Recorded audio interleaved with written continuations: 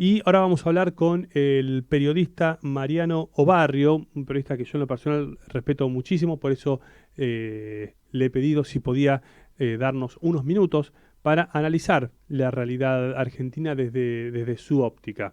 ¿Qué tal, Mariano? Daniel Rodillero te saluda. Hola Daniel, ¿qué tal? Muchísimas gracias por llamar. No, por favor, gracias a vos. Mariano, te quiero preguntar, mm, estuve viendo que en esta campaña, por lo menos en las PASO, y un poco también pasa en la administración pública nacional, con los gobiernos, no se está hablando del futuro, ¿no? No se está hablando de planes a largo plazo. ¿Por qué pensás que pasa eso, si es que coincidís? Perdónate, no te escuché la última parte de la pregunta. Claro, decía que en las propuestas de campaña de los partidos está Sí, ausente la idea de futuro, políticas a largo plazo. ¿Por exacto. qué pensás que pasa eso? Sí, coincido totalmente. Hay una falta de agenda alarmante en la clase política y en los partidos políticos. Vos sabés que lo único que yo escuché hablar de planes o de medidas, pero son medidas sueltas, no Sí, eran un plan de medidas muy concretas, fue Florencio Randazzo. sí. Eh, bueno, uno puede estar en desacuerdo, yo con algunas cosas por ahí me parecen insuficientes, pero fue el único que formuló o intentó formular medidas concretas.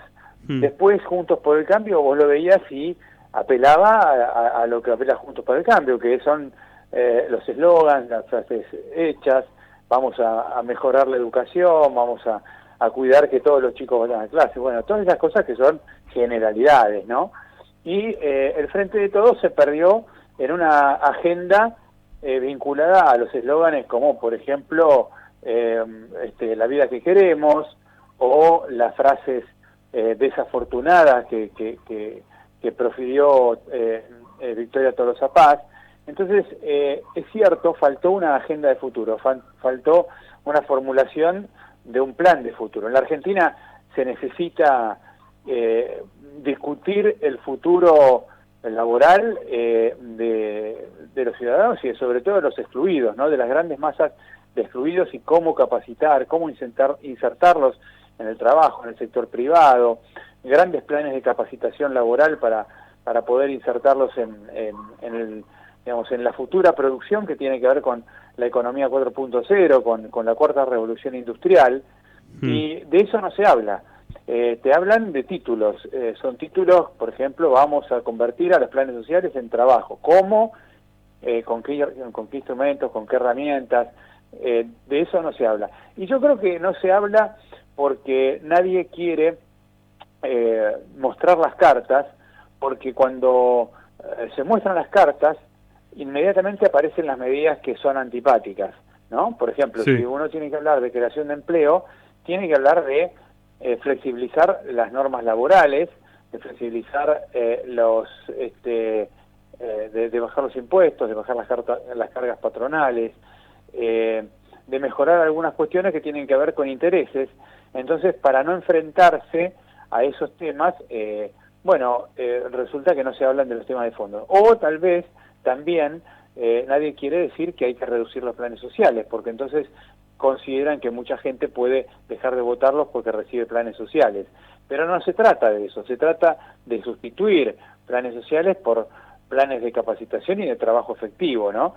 mm, Entonces hay como un temor por parte de la clase política a decir lo que tiene que decir. Entonces, finalmente las campañas terminan siendo campañas efectistas, ¿no? Campañas de frases altisonantes, de frases tendientes a buscar el voto joven con referencias a la marihuana, referencias al sexo, referencias a la vida cotidiana que le importa, supuestamente le importa a un joven. Yo no creo que a todos los jóvenes les importe que le digan cómo se tiene sexo en el peronismo y esas cosas, pero la verdad es que se ha formulado una campaña bastante, por decirlo de alguna manera, digamos, decorosa, bastante, digamos, pava, ¿no?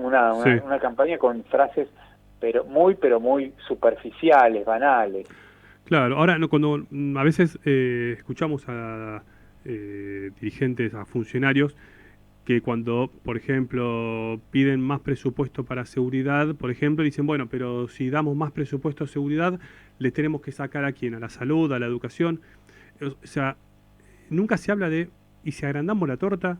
O sea, si hay más, si fomentamos la producción, un poco lo que estabas hablando recién, es como que producir más, trabajar más, es como que es tema que no está sobre la mesa, ¿no? Nadie tiene en la cabeza la idea de crear riqueza. Y los que supuestamente la tienen, que deberían ser un partido de centro, derecha, como, o supuestamente centro-derecha, como Juntos por el Cambio, que en teoría tienen mejores propuestas económicas, Sí. en teoría, tampoco saben formular cómo se va a crear riqueza en la Argentina. No hay una formulación concreta con un plan determinado, detallado. Por lo general las campañas las hacen los publicistas y los publicistas dicen, no, deja de eso, no hables, porque eso la gente no lo entiende. Claro. Y la verdad es que la gente entiende mucho más de lo que la gente o de lo que los publicistas plantean.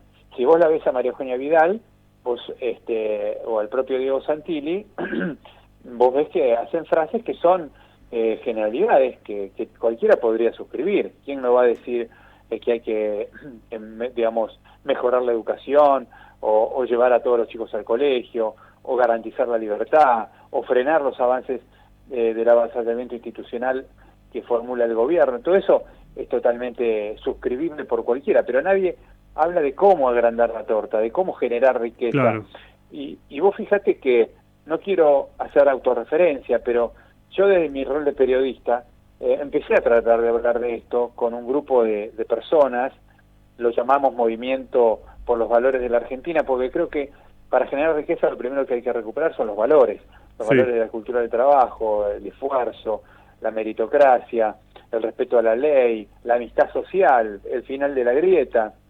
Y eso nos llevó a empezar a hacer conferencias con cámaras empresariales, con empresarios, con economistas, a plantear cómo se puede hacer un plan para capacitar a millones de personas sobre la base de las demandas que va a tener el futuro. Y la verdad es que nos encontramos con que los empresarios están hablando del futuro, están hablando de los oficios que se necesitan en el futuro. Por ejemplo, en la construcción se necesitan más ingenieros, se necesitan más oficios relacionados con la construcción, en el campo se necesitan más sembradores, más alambradores, se necesitan, en el mundo de lo digital se necesitan más programadores. Todo eso los empresarios lo tienen identificado, pero la política no hace el linkeo con el empresario para decir, bueno, a ver, todo lo que necesitan ustedes, ¿cómo se lo podemos brindar? ¿Cómo podemos hacer para que esos planes de capacitación sean efectivos y no seguir capacitando con planes armados en universidades de teorías sociales muy extrañas, en donde solamente capacitan oficios de baja calificación laboral, como si el pobre siempre estuviera obligado a ser pobre? No, el pobre puede adquirir un oficio en la programación, puede adquirir un oficio en la elaboración de alimentos, en el mundo agropecuario, en los servicios, y eso no está en la agenda de la gente. Entonces hay que armar un plan de capacitación laboral sobre la base de los millones de personas que hoy cobran planes sociales, y en función de eso armar, digamos, los cursos de capacitación y cuáles van a ser los empresarios que van a adoptar ese futuro capital humano. Y todo eso no está en la agenda de la política. Lo tenemos que hablar en la sociedad civil, porque la política está en los discursos de campaña, en los discursos de marketing. Ahora, siendo un poco más profundo, lo que yo veo es que hay como un distanciamiento, como que en gran parte de la sociedad ven con malos ojos al empresario, y que pasa con un buen auto y dice, ¿y este a quién se la robó? Y este a quién, o sea, nunca es fruto del trabajo, siempre es por dónde la hiciste, digamos, ¿no? ¿Por qué pensás que pasa eso? Porque yo veo que hasta muchos empresarios se auto llaman emprendedores, porque da mala prensa decirse empresarios. ¿Por qué hay este rechazo a la gente que le va bien y que puede generar trabajo? Yo creo que ese rechazo está fomentado por un sector de la política, básicamente por el populismo, que que bueno, hoy está insertado en el peronismo, ¿no? No todos los peronistas son populistas, ni todos los populistas son peronistas, pero hoy el gobierno que, digamos, que tiene, digamos, bajo su control el poder, tiene políticas populistas, y entonces el populismo básicamente consiste en el uso indiscriminado de los recursos del Estado para tratar de buscar un ficticio bienestar en la gente y echarle la culpa a los empresarios, a los privados, de la desgracia de los pobres, ¿no?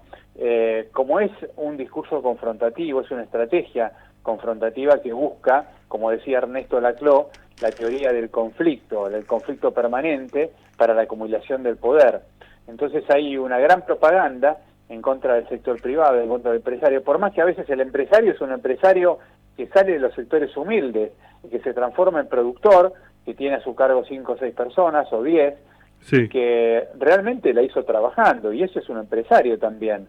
Entonces se demoniza al empresario para tratar de producir una dicotomía social, un enfrentamiento social, una división, una grieta, que le repercuta en mayor poder al político de turno.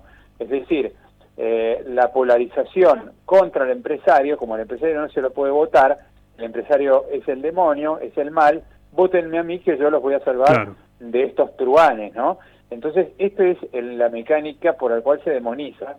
Y mucha gente, lamentablemente, que no tiene la formación o no tiene la información, cae en esa mentira, pero yo creo que es cada vez menos la gente que la está creyendo, porque la gente se está dando cuenta de la mentira, y si no, miremos los resultados de las elecciones, ¿no? Claro. El populismo perdió con 31 puntos. Es decir, el populismo tuvo la adhesión del 31% frente al 47% que lo había votado hace 2 años, y las políticas o los partidos que ofrecen una alternativa al populismo obtuvieron alrededor de 65 puntos, si uno saca a la izquierda de ese lote, 65 puntos. Está por hablar Alberto Fernández, que quizás haga anuncios económicos, esto te lo digo como apunte, ahora en este momento está por empezando. Estamos viendo las imágenes. Bien, te dejamos y solamente te hago la última.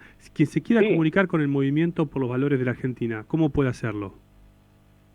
Bueno, a través de mi Twitter, a través de mi Facebook, se puede hacer, Mariano Barrio, mi Facebook, mi Twitter @Mariano Barrio, digamos, y a través también de mi teléfono. Yo te puedo dar mi teléfono ahora mismo, 154-403-1668.